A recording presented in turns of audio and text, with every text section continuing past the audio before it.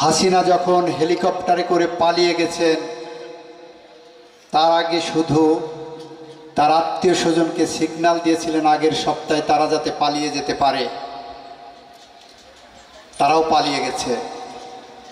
বাংলাদেশে তার হাজার হাজার লক্ষ লক্ষ কর্মীকে অরক্ষিত রেখে গেছেন।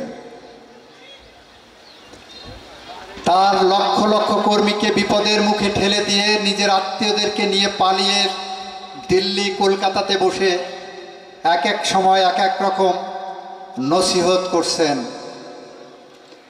আমরা দ্ব্যর্থহীন ভাষায় বলতে চাই, আমরা শহীদ আবু সাইদ, শহীদ মুগ্ধ আনাসের রক্তের শপথ নিয়েছি এই বাংলাদেশে খুনিদের বিচার আমরা করবই।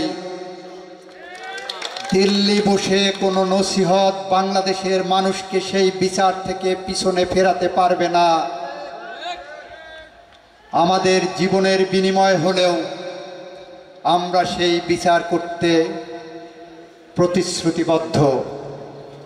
এটা বাংলাদেশের প্রতি আমাদের প্রতিশ্রুতি, এটা শহীদদের প্রতি আমাদের কমিটমেন্ট।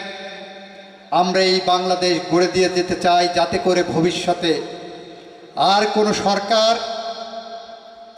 এভাবে খুনি হয়ে বেড়ে উঠতে না পারে, আর কোনো সরকার বাংলাদেশে যাতে কোনো গণতন্ত্র হত্যা করতে না পারে। বাংলাদেশে আইনের শাসন প্রতিষ্ঠা করতে চাই, বাংলাদেশে ন্যায় বিচার প্রতিষ্ঠা করতে চাই, দুর্নীতিমুক্ত বাংলাদেশ চাই, মাদক মুক্ত সমাজ চাই, শিক্ষিত জাতি চাই।